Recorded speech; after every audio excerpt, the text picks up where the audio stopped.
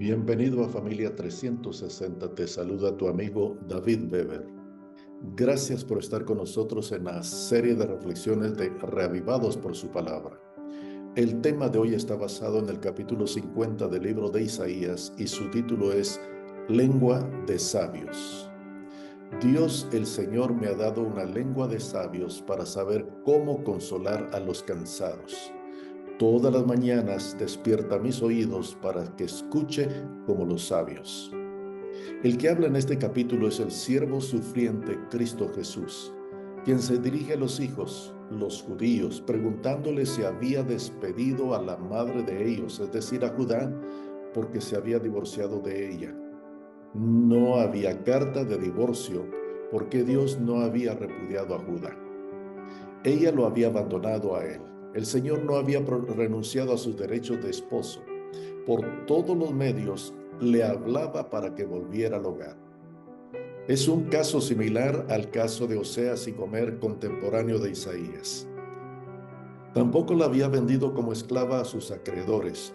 Dios no tiene acreedores.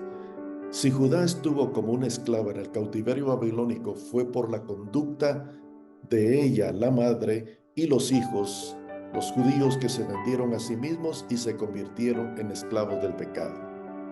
¿Acaso la esclavitud de las familias judías era porque Dios no tenía poder para librarlas? No. El Señor los había librado de la esclavitud de Egipto, los había salvado de Asiria y aún los libraría de Babilonia.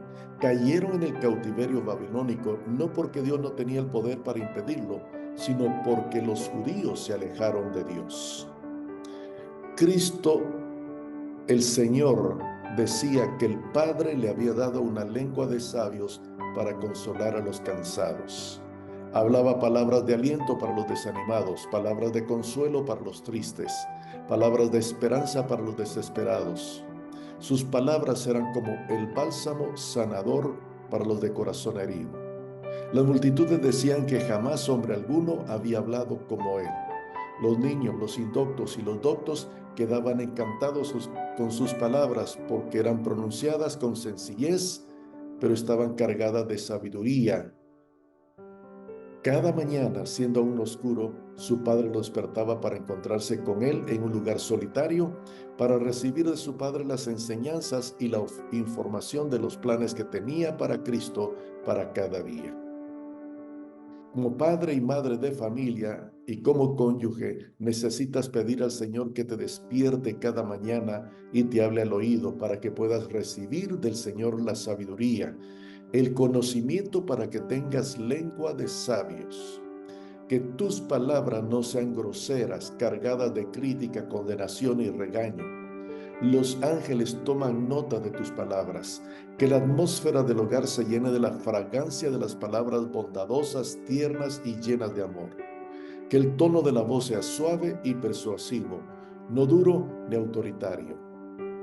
En el libro Hogar Cristiano, página 36, dice: no permitáis que penetre en el hogar nada que se parezca a contienda o disensión. Hablad con amabilidad.